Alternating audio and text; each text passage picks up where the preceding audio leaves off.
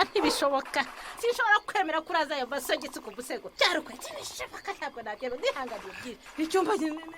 kikubisa nakimuka mu nukuri ntabwo ariko amasogisi urumva ari mu muriro afite koko nihanganiye ngayihumurize wumve nawe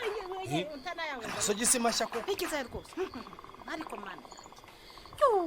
ariko aya masogisi oya ihumuriza rwose mfana ku mazuru se sinyine gize ariko cyarukwe baba we ariko amasogisi uyambara amasanga kugira ngo anuke gutyo ibyo wishyizemo yewe nakubwiye ko amasogisi atanuka amasogisi arahumura rwose ariko se ubundi yaguswa n'iki kunuka ko aba yagiye mu birenge bitogana abona abahatoga koko ariko se sinambaye maze kwihungura koko urinda wihungura se wagiye woga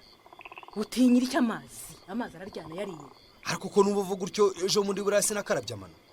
cyarukwe niba ushaka ko nguma muri iki cyumba mbabarira wishyira ayo masogisi ku musego ntabwo mbyemera ndayahashyira yewe nongera kubura amasogisi yanjye ntarara muri iyi nzu muri iki cyumba bongere bayibe ndayaharaza ahenga amasogisi aranuka abantu bose bambwira ngo imibavu niteye ni yahehe nawe cyarukwe ari umugore wawe n'amasogisi